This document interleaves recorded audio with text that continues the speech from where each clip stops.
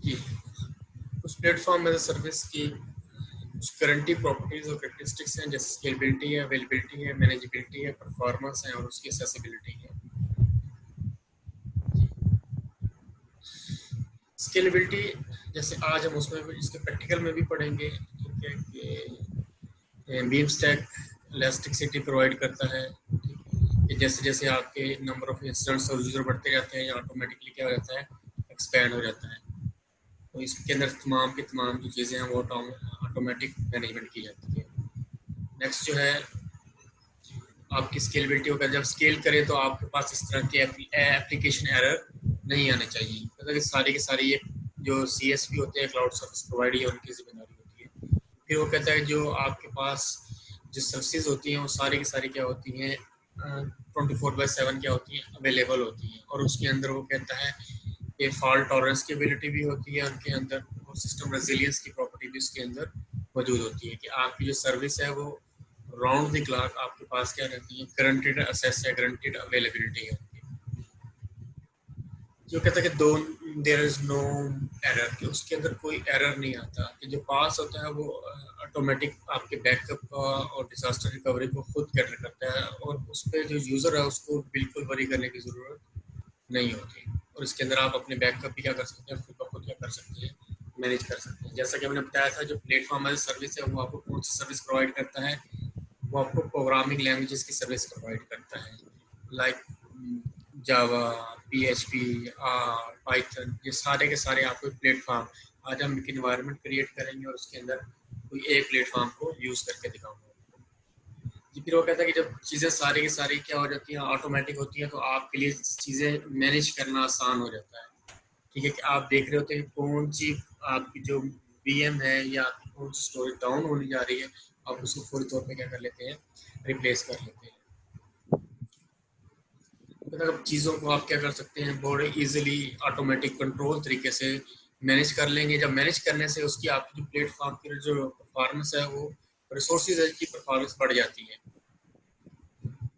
कि आप तमाम अपने जॉब्स के और रिसोर्सेज के उनको आप व्यू कर रहे होते हैं। ठीक है, सिस्टम पास रिकॉर्ड एंड मतलब कि पास जो है, जब आप उसको मॉनिटर कर रहे होते हैं तो आपको बता रहा होता है कि कितने आपने यूज़ कर लिया है, कौन से रिसोर्सेज कहाँ तक, किस किस टाइम आपने उसको लास्ट टाइम असेस किया, और सारा की ड्रॉप रिकॉर्ड जो होता है वो आ जाता है, और उसी की बेस पे क्या करता है यूज़र पे पर यूज़ करता है। जी, फिर वो कहता है बिलिंग, बिलिंग भी वो कहता है इसी से, जब हम सारी चीज़ें मॉनिटर कर रहे हैं, फॉर एग्जांपल जैसे मैं कहता हूँ कि मैंने अभी 9 बजे सेशन इन किया है, तो मेरे इंटरनेट की जो पैकेज है वो 9, जो बैंडविड्थ है वो 9 बजे से यूटिलाइज होना शुरू हो गई है, और जब तक मैं इसको 3 घंटे के बाद अगर इसको ऑफ करूँगा तो वो मेरा 3 घंटे का यूजेज बता देगा, कि मैंने कितना डाउनलोड किया है, कितना मैंने आप स्ट्रीमिंग किया है, सारा का सारा रिकॉर्ड उसकी बेस पे क्या होगा, मैं बिलिंग कर रहा हूँ। क्योंकि क्लाउड कंप्यूटिंग में जो होता है वो पे पर यूज़ के हिसाब से होता है, आपने कितना CPU टाइम लिया है। अच्छा, इसकी मैं आपको उस जब हम प्रैक्टिकल करेंगे तो उसमें भी बता देता हूँ। फॉर एग्जाम्पल अगर आपने एक फंक्शन लिखा है, अगर वो फंक्शन कहता है 3 सेकंड में रन होना चाहिए, ठीक है, तो वो फंक्शन 3 सेकंड के अंदर ही क्या होगा, रन होगा। अगर आप कहते हो कि इस फंक्शन को मुझे 2 GB रैम चाहिए, तो आप उसको 2 GB रैम भी एलोकेट कर सकते हैं, आप उसको टाइम बाउंड भी कर रहे हैं और उसको रिसोर्सेज भी बाउंड करके बता रहे हैं।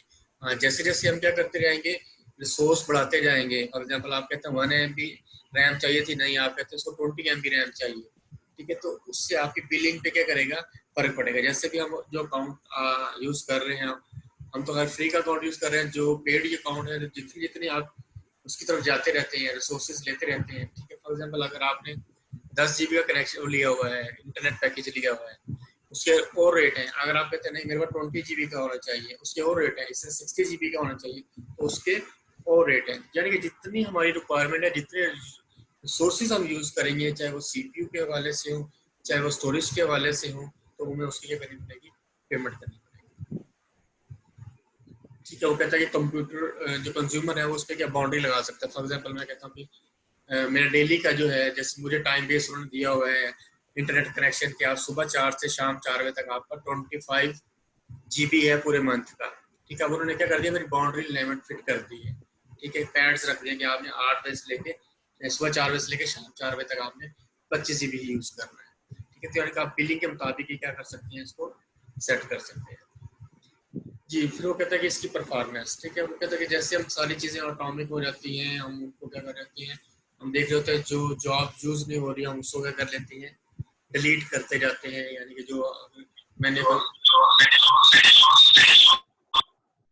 म्यूट कर दे प्लीज। जी, यानी कि हम अपने रिसोर्सेज क्या कर सकते हैं, जो आइडियल रिसोर्सेज उनको फ्री करके अपनी जो परफॉर्मेंस उनको हम इंक्रीज कर सकते हैं। ठीक है, वो कहता है कि पास में आप पैरेलल एप्लीकेशन भी क्या कर रहे होते हैं, रन कर रहे होते हैं। क्या वो कहते हैं नो रिसोर्सेज आर ऑपरेटिंग, कोई रिसोर्सेज आपके ज़ाया नहीं होते हैं, ठीक है। आप एक लोड बैलेंसर भी होता है जो क्या कर रहा होता है, आपके लोड को मैनेज कर रहा होता है। फॉर एग्जांपल अगर मैं एग्जांपल दूं कि अभी मिड टर्म का एग्जाम है, 5000 स्टूडेंट्स क्या करेंगे, हमारी वेबसाइट को हिट करेंगे। अगर हमने कोई लोड बैलेंसर लगाया होगा तो हमारी जो ट्रैफिक का लोड होगा वो क्या होगा, ऑटोमेटिकली क्या होगा, बैलेंस हो जाएगा। अदरवाइज क्या होगा कि आप हमारी वेबसाइट्स क्या हो जाएगी, वो डाउन हो जाएगी। जी, फिर वो कहता है कि सिक्योरिटी का भी एक इम्पोर्टेंट फीचर है। जैसे लास्ट टाइम हमने कहा था, अभी सर हमने वो मशीनें बनाई, विंडो मशीन बनाई थी। विंडो मशीन में भी हमने की डाउनलोड की थी, याद हो आप लोगों को, पब्लिक की।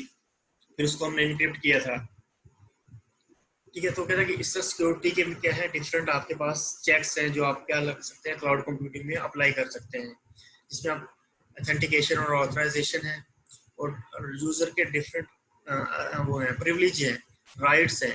फॉर एग्जांपल एक एडमिन यूजर क्या कर सकता है और एक नॉर्मल यूजर क्या कर सकता है।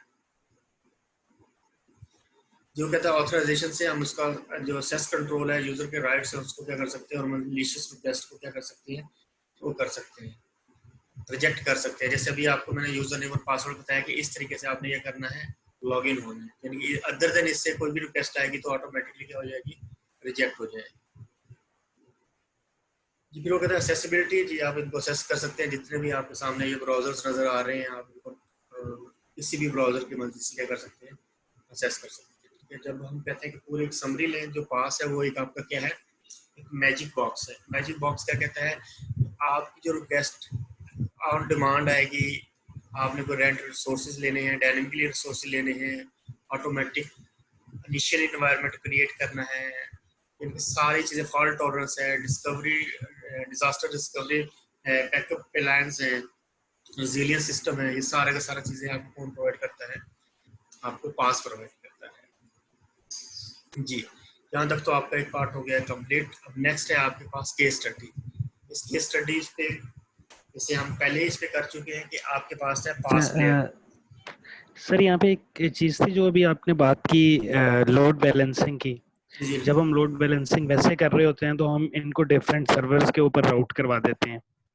जी, जब जैसे क्लाउड पे जब हम इसको करते हैं तो क्लाउड के अपने राउट होते होंगे और ये भी सर्विस होगी, मतलब ये लोड बैलेंसिंग की अलग से पेमेंट करनी पड़ेगी अगर किसी भी क्लाउड पे जाते हैं तो। नहीं, क्लाउड के अंदर ही होती है, इलास्टिक सिटी और लोड बैलेंसर होता है उसके अंदर ना, ठीक है। अभी सही हम सही। दूसरी स्लाइड में हम जाएंगे, अगर मैं आपको भी दिखा दूं, एक और जो स्लाइड है, जी हाँ, इस पे अगर जाएंगे तो वो आपके जो डिफरेंस इंस्टेंस आ रहे होते हैं ना, ये जो इंस्टेंस आ रहे हैं ना, ये अगर आप इसको देख सकें, नजर आ रहे हैं ये इंस्टेंस। अब ये जी मल्टीपल जी। इंस्टेंस चल रहे हैं ना, तो इससे एक लोड बैलेंसर के पास जाएगी पहले रिक्वेस्ट ना। लोड बैलेंसर क्या जी करेगा, वो देखेगा कि ऑलरेडी इस मशीन पे कितने चल रहे हैं, उस मशीन पे कितने चल रहे हैं, ठीक है। तो वो हम्म। ऑटोमेटिकली क्या कर लेगा, इनको लोड बैलेंसिंग कर लेगा। अगर वो देखेगा कि हाँ जी कि सही है। इस मशीन पे ज्यादा हो गए हैं, तो वो देखो आपको नजर आ रहा है ना, एक इलास्टिसिटी लोड बैलेंसर 2 नंबर। ये भी हम हम्म। ये भी करेंगे, आपको डिटेल में इसमें बता देता हूँ, दूसरी स्लाइड आएगी ना, इसमें मैं बता दूंगा ठीक है। आपको ना। ये नहीं, लेकिन ये इसके लिए अगर ये इम्प्लीमेंट करना है तो इसके लिए जो चार्जेस होते हैं इनके वो अलग से होते हैं, या वो हाँ जो जी, सर्विस इस तरह से एज्योर में वेब सर्विस सिर्फ ली होती है उसी में कवर हो जाते हैं इसके चार्जेस, या ये अलग से पे करना पड़ता है इसका? ये डिपेंड करता है प्रोवाइडर टू प्रोवाइडर ना, ठीक है। कि वैसे ये इसके चार्जेस अलग से ही होते हैं, सही। ठीक है। ठीक है। अब हमने ये देखा है कि डिफरेंट पास प्रोवाइडर थे, जिसमें अजूर, आईबीएम, और आपने वो देखा हडूप भी है, एपस्केल भी है, गूगल ऐप इंजन भी है। तो हमने लास्ट टाइम 2 का कंपैरिजन किया था, ऐसे था। हमने अजूर का और उसके साथ कंपैरिजन किया था एडब्ल्यूएस के साथ, अमेजोन के साथ, ठीक है। अब इसमें वो बता रहा है कि बेसिकली 2012 से शुरू हुआ था, .NET फ्रेमवर्क बना हुआ है जो अज़ूर का प्लेटफॉर्म है आपका ना, और उसमें डिफरेंट डाटा सेंटर है, एशियन है, यूरोपियन है और नॉर्थ अमेरिका का डाटा सेंटर है। ठीक है, अब वो कह रहा है कि अब जो विंडो अज़ूर प्लेटफॉर्म है वो कहता है ग्रुप ऑफ क्लाउड टेक्नोलॉजीज है। जैसे आप अज़ूर का पोर्टल लॉग इन करते हैं तो आपके सामने क्या आ जाती है, सारे का सारा प्लेटफॉर्म आ जाता है। ठीक है, कि कौन कौन सी सर्विस वो प्रोवाइड कर रहा है इसको एप्लीकेशन के लिए, आम यूजर के लिए, कुछ जो एप्लीकेशन प्रोवाइड कर रहा है वो डेवलपर के लिए प्रोवाइड कर रहा है। ठीक है जी, फिर वो कहता है कि इसके 3 मेजर कंपोनेंट हैं, किसके, अज़ूर के, इसके अज़ूर प्लेटफॉर्म के। ठीक है, पहला कह रहा है माइक्रोसॉफ्ट विंडो अज़ूर, दूसरा है एसक्यूएल अज़ूर और तीसरा है आपके पास ऐप फैब्रिक। ठीक है, विंडो अज़ूर कहता है, विंडो अज़ूर में वो कह रहा है कि provide a window based environment for running application and storing data on server in Microsoft data centre.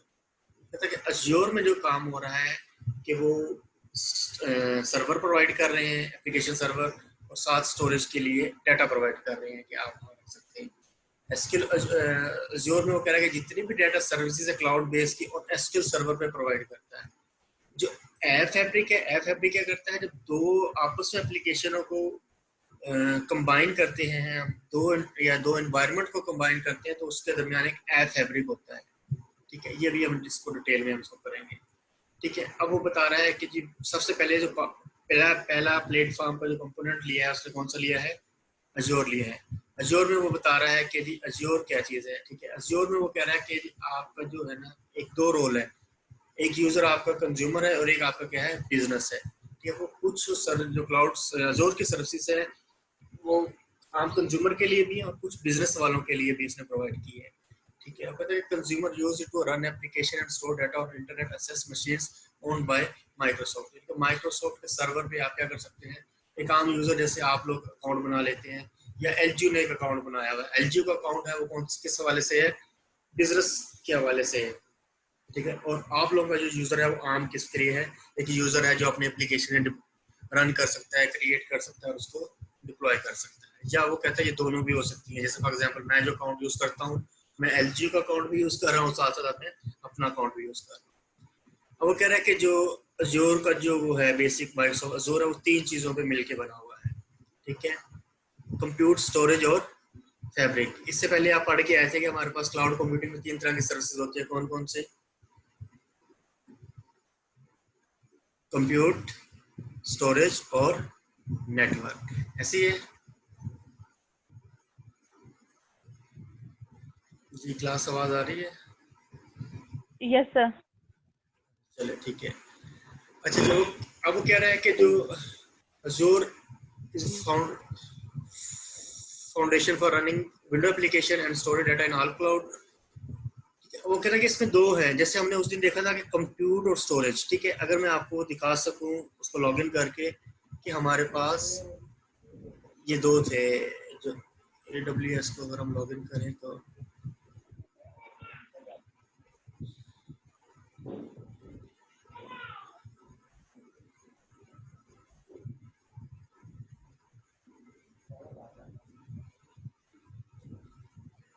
जी, अभी आपको इसी सर्विसेज में जाके आप देखेंगे कि ये देखें, ये किसकी सर्विसेज है, सारी की सारी कंप्यूटर की सर्विसेज नजर आ रही हैं, जिसमें अभी हमने कौन सी पढ़ी थी, EC2 पढ़ी थी, ऐसी है एक हमने यस पढ़ी। सर। अब वो कह रहा है कि कंप्यूट है, स्टोरेज है, और तीसरी कौन सी बता रहा है वो आपके पास, फैब्रिक बता रहा है आपके पास, कौन सी है, फैब्रिक। फैब्रिक। ठीक हो गया। अब वो बता रहा है कि ये बेसिकली क्या है आपके पास,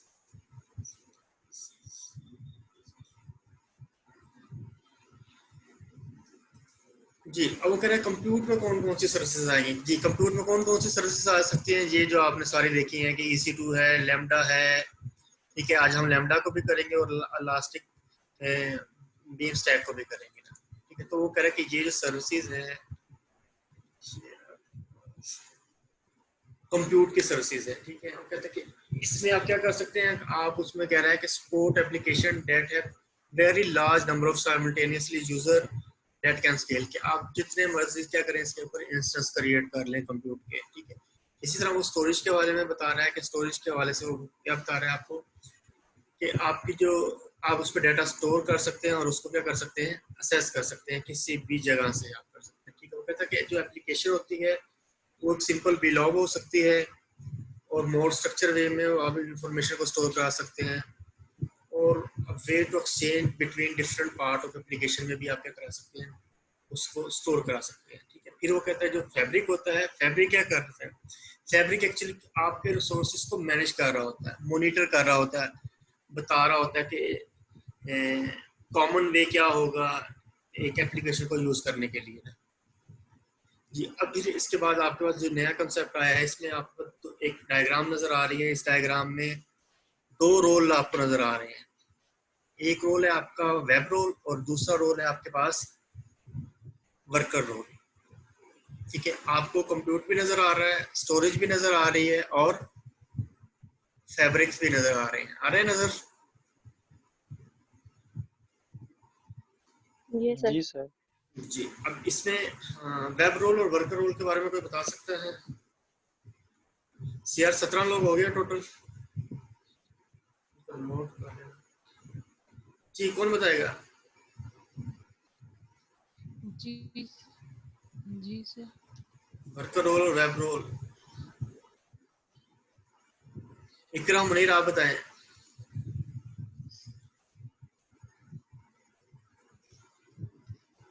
नहीं पता सर। जी, ऑन नकवी। सर आइडिया नहीं है। कोई आइडिया नहीं है? अच्छा चले ठीक है। अच्छा देखिए, जो आपका वेब रोल होता है ना, एक आम यूजर रोल होता है। क्या यूजर होता है? आम यूजर। जैसे आप लॉग इन कर रहे हैं, अच्छा इसमें नहीं है।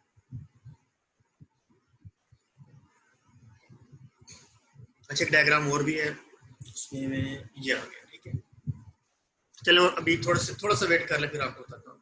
अच्छा, कंप्यूट में वो कहता है कि जितनी भी कंप्यूटेशन होती है, जैसे is equal to M C square, ठीक है, जितने भी कंप्यूटेशन पावर्स हैं वो सारे के सारे किसके अंदर आती हैं? कंप्यूट के अंदर आती हैं। ठीक है, वो कहता है आप किस किस को कंप्यूट कर सकते हैं, वो बता रहा है आपको कि आप इंस्टेंस को कंप्यूट कर सकते हैं।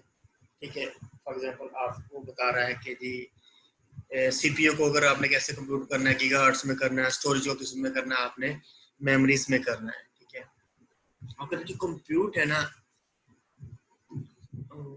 मल्टीपल इंस्टेंस रन कर सकता है। मतलब कि अज़ूर की एप्लीकेशन जो है ना मल्टीपल इंस्टेंस को रन कर सकता है, each executing its own virtual machine. जो हर कोई एग्जीक्यूट होगा वो अपनी मशीन के अंदर क्या करेगा? एग्जीक्यूट कर देगा। मतलब हर virtual machine provided by a hypervisor. ठीक है, एक हाइपरवाइजर उसको प्रोवाइड किया जाता है जो उसके ऊपर मल्टीपल मशीन आप वीएम्स आपकी रन हो रही होती है। तो एक डेवलपर क्या कर सकता है? एक डेवलपर होस्टिंग अकाउंट और रनिंग एप्लीकेशन को रन कर सकता है, स्टोरेज कर सकता है, ये दोनों काम कर सकता है। वो कहता है डेवलपर क्या असेस कर सकता है? Instance through a web interface. अब हमने भी लास्ट टाइम देखा था कि हमने क्या किया था, एक इंस्टेंस बना के उसको वेब के जरिए क्या किया था, उसको असेस किया था। ऐसे किया था। Yes sir. वो कहता है माइक्रोसॉफ्ट विंडोज और portal through a web browser. Web हमने जितने भी उसको कंप्यूट की पावर को भी असेस करना है, कंप्यूट के रिसोर्सेज को असेस करना है, किसके जरिए असेस करेंगे? वेब के जरिए करेंगे। अब वो बता रहा है कि इंस्टेंस की टाइप, तो दो तरह के इंस्टेंस की टाइप होती है। एक आपके पास होता है वर्कर रोल और एक होता है आपके पास वेब रोल। एक रनिंग एनवायरनमेंट में जो यूजर असेस कर सकता है उसको हम क्या कहते हैं? Web role. ठीक है, और वर्किंग एनवायरनमेंट में जो पर्टिकुलर प्रोसेसिंग की कुछ खास किस्म की जो क्यूरीज होती है वो एक वर्कर रोल असेस कर सकता है। फॉर एग्जांपल आप तमाम लोग इनरोलमेंट करते हैं थ्रू पोर्टल। ये यस सर। आप यस सर। आप साहब वेब रोल्स हैं। ठीक है, वो आपके पास क्या है? तमाम की तमाम क्यूरीज आप असेस कर रहे हैं एक वेब एप्लीकेशन के जरिए। ठीक है, अच्छा अब वर्कर रोल कौन सा आ जाएगा? फॉर एग्जांपल आपकी जो सब्जेक्ट की एनरोलमेंट थी वो ठीक नहीं थी, अब आप इमरान खालिद को जमा कराते हैं। इमरान खालिद क्या करता है? उस क्यूरी को आगे पहुंचाता है किसके पास? वर्कर रोल के पास, यानी कि ईआरपी ऑफिस पहुंचाता है। ठीक हो गया?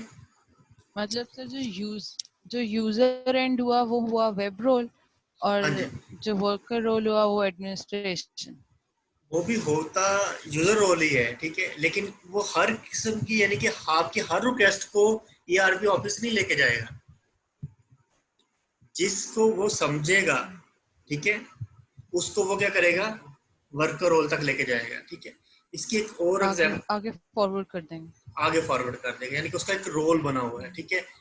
अच्छा, इसमें ना इसको जो दूसरे प्रोवाइडर्स है, जैसे ये तो अज्योर वालों ने बताया है, ठीक है। अगर हम AWS की बात करें ना, AWS इसको किसी और तरीके से लेते हैं। वो कहते हैं कि जी अगर हर क्यूरी आती जाएगी हमारे पास, अगर एक जो मशीन है, फॉर एग्जांपल एक और वो है, आपको ये शेयर करा दो, वर्कर रोल पॉलिसी है, ये है, ठीक है जी, स्लाइड पे नजर आ रहा है। जी सर।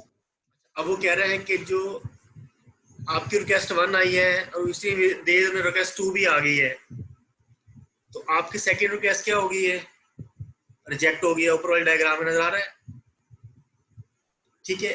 अब वो कह रहा है कि जी वो प्रोसेसर जो था वो एक को प्रोसेस कर रहा था, क्या कर रहा था, एक को प्रोसेस कर रहा था, दूसरी उसने क्या कर दी है, रिजेक्ट कर दी है। जबकि नीचे वाले डायग्राम में वो क्या कह रहा है, वो कह रहा है कि जी जैसे ही रिक्वेस्ट आई है उसने आगे फर्दर किसको भेज दिया है, वर्कर एनवायरनमेंट को भेज दिया, और साथ क्या करने लग गया है, दूसरी रिक्वेस्ट पे काम करना शुरू कर दिया उसने। जी समझ लगी,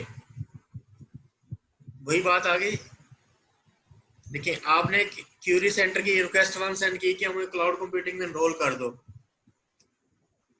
ठीक है। वो सिस्टम कहता है कि जी आप इस पे ऑलरेडी एनरोल नहीं हो सकते, आप प्रोविजन पे हैं, आपके 9 क्रेडिट आ रहे हैं। वो जो रिक्वेस्ट थी इतने में दूसरी आ गई, ऑन ने रिक्वेस्ट कर दी कि जी मुझे क्लाउड कंप्यूटिंग में क्या कर दो, एनरोल कर दो। अब आपकी जो रिक्वेस्ट थी वो वर्कर रोल को भेज दी, और उसके साथ किस पे काम कर दिया, ऑन की रिक्वेस्ट पे काम कर दिया।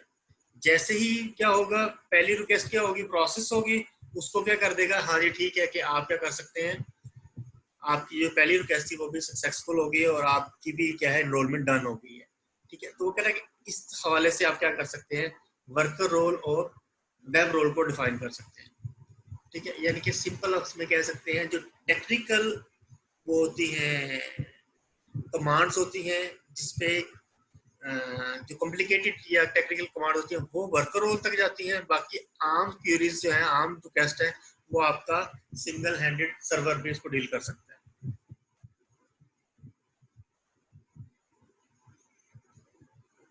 जी क्लियर है? Yes sir. ठीक है। वो कहता है कि an environment run a particular processing ability to handle a distributed और कॉम्प्लिकेटेड टास्क, ठीक है। जैसे तस्वीर में नजर आ रहा है आपको कि एक यूजर ने रिक्वेस्ट की, वो रिक्वेस्ट क्या होगी, आपको रिस्पॉन्स आ गया, ठीक है। अगर वो कहते हैं कि जो आपकी रिक्वेस्ट है इसको नीड कोई टेक्निकल असिस्टेंट चाहिए, तो वो फौरी तौर पे किसको भेज देगा, वही क्यूरी जो आपकी रिक्वेस्ट आई थी as a query worker role को भेज देगा, और वहां से क्या हो जाएगी, जो भी रिजल्ट आएगा वो आपको क्या कर दिया जाएगा, बता दिया जाएगा, ठीक है। जैसे मैंने आपको एग्जांपल दी ईआरपी वाली, ईआरपी में आप क्या करते हैं, एनरोलमेंट कर लेते हैं, हाँ जो क्यूरीज होती है सेक्शन चेंज की होगी, कि आप सेक्शन चेंज नहीं करा सकते, ठीक है, वो ईआरपी से कराना पड़ेगा, यानी कि वो पर्टिकुलर क्यूरी हम आपको क्या करेंगे, रन करेंगे, ठीक है। वहां से क्या होगी, ओके रिक्वेस्ट आएगी, फिर हम आपका जो हमारा रैप है वो आपको क्या करेगा, बता देगा जी, ठीक है। हमने पढ़ लिया कि दो इंस्टेंस की टाइप होती है, एक वेब रोल और एक वर्कर रोल, ठीक है। वो कहता है instance type any service must include at least one, जो भी आपका इंस्टेंस होगा उसका या तो वर्कर रोल होगा, क्या होगा, या वेब रोल लाजमी होगा, और मे भी वो कह रहा है कि दोनों भी हो सकती हैं, ठीक है।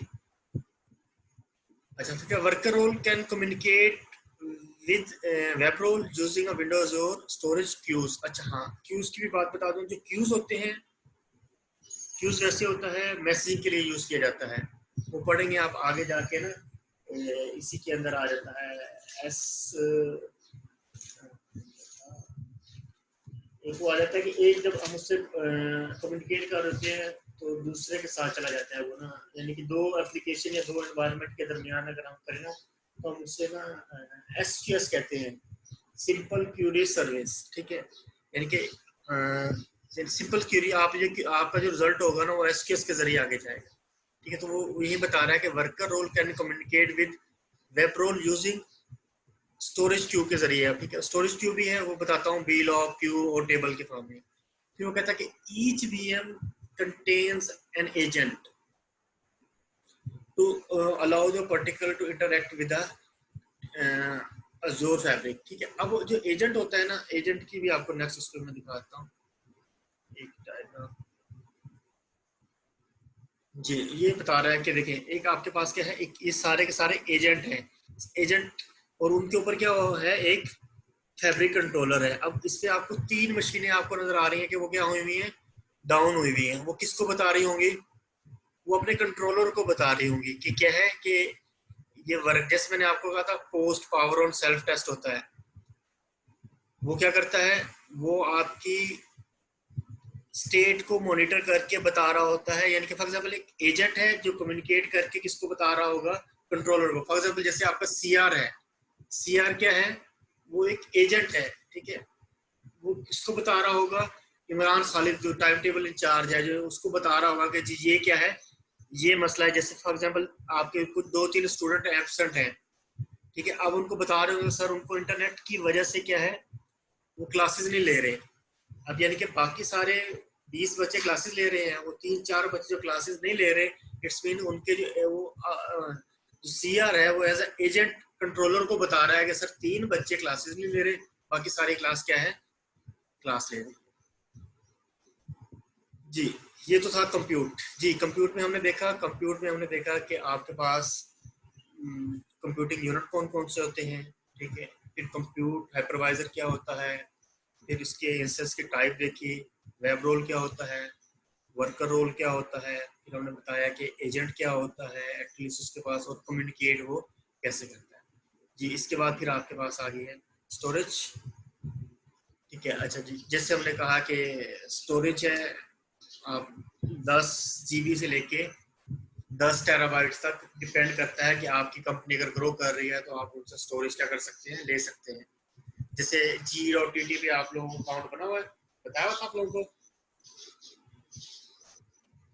एक स्टोरेज टाइप है जो आपको क्या करती है, 2 GB की क्या करती है, स्टोरेज प्रोवाइड करती है, ठीक है।